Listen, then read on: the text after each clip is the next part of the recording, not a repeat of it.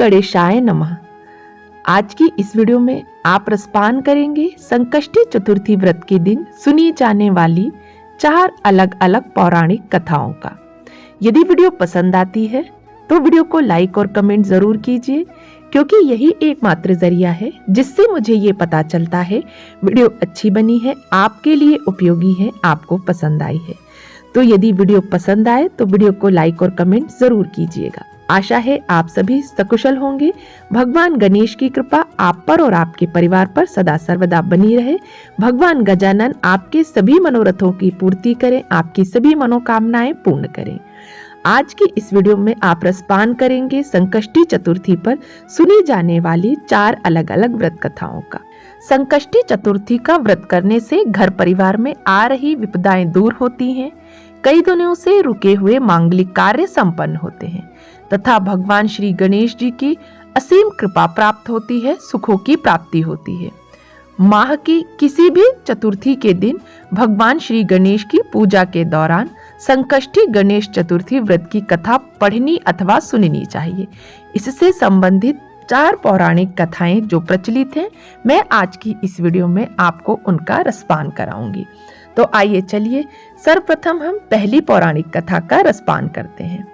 पौराणिक एवं प्रचलित श्री गणेश कथा के अनुसार एक बार देवता कई विपदाओं में घिरे थे। तब वह मदद मांगने भगवान शिव के पास आए।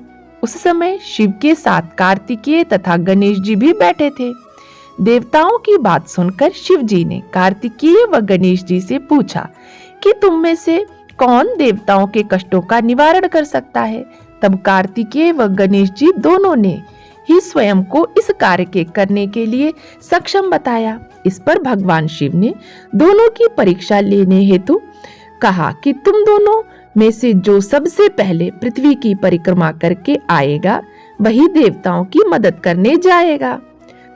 भगवान शिव के मुख से यह वचन सुनते ही कार्तिकेय अपने वाहन मोर पर बैठकर पृथ्वी की परिक्रमा के लिए निकल गए, परंतु गणेश जी सोच में पड़ गए कि वह चूहे के ऊपर चढ़कर सारी पृथ्वी की परिक्रमा करेंगे तो इस कार्य में उन्हें बहुत समय लग जाएगा।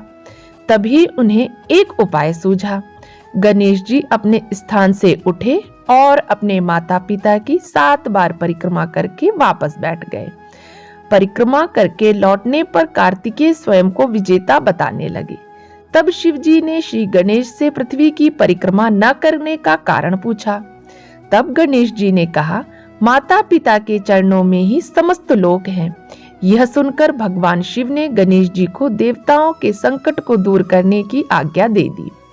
इस प्रकार भगवान शिव ने गणेश जी को आशीर्वाद दिया कि चतुर्थी के दिन जो तुम्हारा पूजन करेगा और रात्रि में चंद्रमा को अर्घ्य देगा, उसके तीनों ताप यानी दैहिक ताप, दैविक ताप तथा भौतिक ताप दूर होंगे।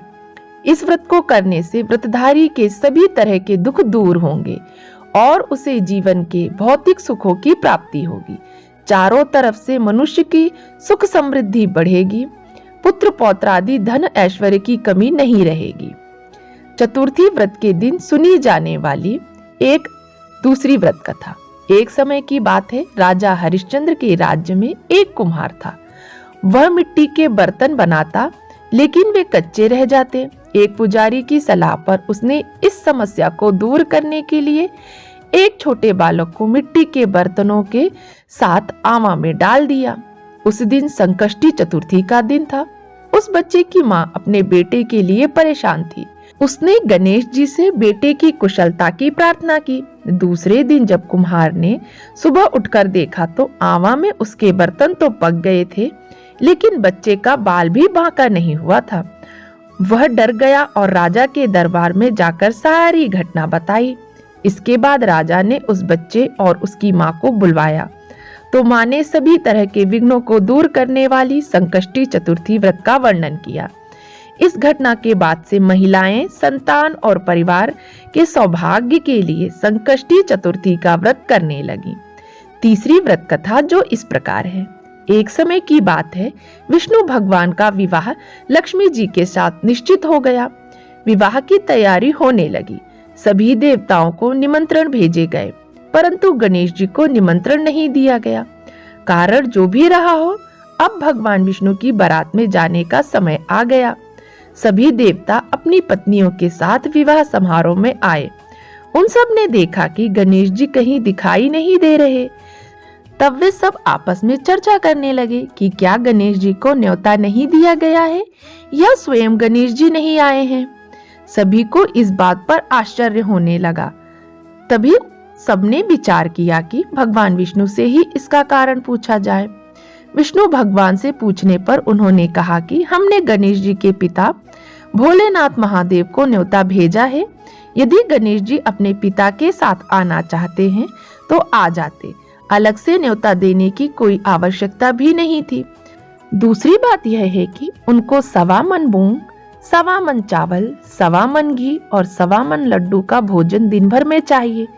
यदि गणेश जी नहीं आएंगे तो कोई बात नहीं, दूसरे के घर जाकर इतना सारा खाना पीना अच्छा नहीं लगता है। इतनी वार्ता चल ही रही थी कि किसी एक ने सुझाव दिया, यदि गणेश जी आ भी जाएं तो उनको द्वारपाल बनाकर बैठा देंगे कि आप घर पर ही घर का ध्यान रखना। आप तो चूहे पर बैठकर धीरे धीरे चलोगे तो बारात से बहुत पीछे रह जाओगे।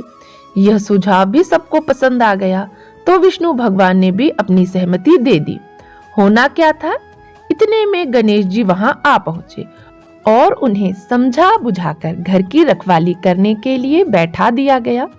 बारात चल दी। तब नारद जी ने देखा कि गणेश जी तो दरवाजे पर ही बैठे हुए हैं, तो वे गणेश जी के पास गए और रुकने का कारण पूछा। गणेश जी कहने लगे कि विष्णु भगवान ने मेरा बहुत अपमान किया है। नारद जी ने कहा कि आप अपनी मूषक सेना को आगे भेज दें तो वह रास्ता खोद देगी, जिससे उनके वाहन धरती में धंस जाएंगे। तब सबको सम्मान पूर्वक आपको बुलाना पड़ेगा। तब तो गणेश जी ने अपनी मूषक सेना जल्दी से आगे भेज दी और सेना ने जमीन पोली कर दी। जब बारात वहां पहुंची तो रथों के पहिए धरती में धंस गए। लाख कोशिश करने पर भी पहिए नहीं निकले। सभी ने अपने अपने उपाय किए, परंतु पहिए तो नहीं निकले, बल्कि जगह जगह से टूट गए। किसी की समझ में नहीं आ रहा था कि अब क्या किया जाए। तब तो नारद जी ने कहा, आप लोगों ने गणेश जी का अपमान करके अच्छा नहीं किया। यदि उन्हें मनाकर लाया जाए तो आपका कार्य सिद्ध हो सकता है और यह संकट टल सकता है। शंकर भगवान ने अपने दूत नंदी को भेजा और वे गणेश जी को लेकर आए। गणेश जी का आदर सम्मान के साथ पूजन किया गया। तब कहीं रथ के पहिए निकले। अब रथ के पहिए निकल तो गए, परंतु वे टूट फूट गए थे, तो उन्हें सुधारे कौन। पास के खेत में खाती काम कर रहा था, उसे बुलाया गया। खाती अपना कार्य करने से पहले श्री गणेशाय नमः कहकर गणेश जी की वंदना कर मन ही मन करने लगा। देखते ही देखते खाती ने सभी पहियों को ठीक कर दिया। तब खाती कहने लगा कि हे देवताओं, आपने सर्वप्रथम गणेश जी को नहीं मनाया होगा और न ही उनकी पूजा की होगी, इसलिए तो आपके साथ ये संकट आया है। हम तो मूर्ख अज्ञानी हैं, फिर भी पहले गणेश जी को पूजते हैं, उनका ध्यान करते हैं। आप लोग तो देवतागण हैं, फिर भी आप गणेश जी को कैसे भूल गए। अब आप लोग भगवान श्री गणेश जी की जय बोलकर जाएं, तो आपके सब काम बन जाएंगे और कोई भी संकट नहीं आएगा। ऐसा कहते हुए बारात वहां से चल दी और विष्णु भगवान का लक्ष्मी जी के साथ विवाह संपन्न करा के सभी सकुशल घर लौट आए। संकष्टी चतुर्थी की चौथी व्रत कथा। श्री गणेश चतुर्थी व्रत की पौराणिक कथा के अनुसार एक बार भगवान शिव तथा माता पार्वती नर्मदा नदी के किनारे बैठे थे। वहां माता पार्वती ने भगवान शिव से समय व्यतीत करने के लिए चौपड़ खेलने को कहा। शिव चौपड़ खेलने के लिए तैयार हो गए, परंतु इस खेल में हार जीत का फैसला कौन करेगा, यह प्रश्न उनके समक्ष उठा। तो भगवान शिव ने कुछ तिनके एकत्रित कर उनका एक पुतला बनाकर उनकी प्राण प्रतिष्ठा कर दी और पुतले से कहा, बेटा हम चौपड़ खेलना चाहते हैं, परंतु हमारी हार जीत का फैसला करने वाला कोई नहीं है, इसलिए तुम बताना कि हम दोनों में से कौन हारा और कौन जीता। उसके बाद भगवान शिव और माता पार्वती का चौपड़ खेल शुरू हो गया। यह खेल 3 बार खेला गया और संयोग से तीनों बार माता पार्वती ही जीत गईं। खेल समाप्त होने के बाद बालक से हार जीत का फैसला करने के लिए कहा गया, तो उस बालक ने महादेव को विजयी बताया। यह सुनकर माता पार्वती क्रोधित हो गई और क्रोध में उन्होंने बालक को लंगड़ा होने, कीचड़ में पड़े रहने का श्राप दे दिया। बालक ने माता पार्वती से माफी मांगी और कहा कि यह मुझसे अज्ञानतावश ऐसा हुआ है, मैंने किसी द्वेष भाव से ऐसा नहीं किया।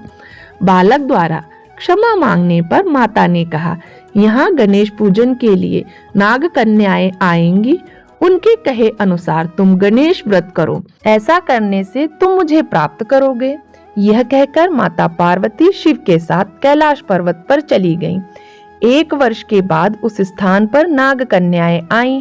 तब नाग कन्याओं से श्री गणेश के व्रत की विधि मालूम करने पर उस बालक ने 21 दिन लगातार श्री गणेश जी का व्रत किया। उसकी श्रद्धा से गणेश जी प्रसन्न हुए। उन्होंने बालक को मनवांछित फल मांगने के लिए कहा। उस पर उस बालक ने कहा कि हे विनायक, मुझ में इतनी शक्ति दीजिए कि मैं अपने पैरों से चलकर अपने माता पिता के साथ कैलाश पर्वत पर पहुंच सकूं और वे यह देख प्रसन्न हों। तब बालक को वरदान देकर श्री गणेश जी अंतर्ध्यान हो गए। इसके बाद वह बालक कैलाश पर्वत पर पहुंच गया और कैलाश पर्वत पर पहुंचने की अपनी कथा उसने भगवान शिव को सुनाई। चौपड़ वाले दिन से माता पार्वती शिव जी से विमुख हो गई थी, अतः देवी के रुष्ट होने पर भगवान शिव ने भी उस बालक के बताए अनुसार 21 दिनों तक श्री गणेश जी का व्रत किया। इस व्रत के प्रभाव से माता पार्वती के मन में भगवान शिव जी के लिए जो नाराजगी थी वह समाप्त हो गई। तब यह व्रत विधि भगवान शिव ने माता पार्वती को बताई। यह सुनकर माता पार्वती के मन में जो अपने पुत्र कार्तिकेय से मिलने की इच्छा जागृत हुई थी, तब माता पार्वती ने भी 21 दिन तक श्री गणेश जी का व्रत किया तथा दूर्वा, फूल, फल, लड्डू से गणेश जी का पूजन अर्चन किया। व्रत के 21वें दिन कार्तिकेय भगवान स्वयं माता पार्वती से मिलने आ गए। उस दिन से श्री गणेश चतुर्थी का यह व्रत समस्त मनोकामनाओं की पूर्ति करने वाला व्रत माना जाता है।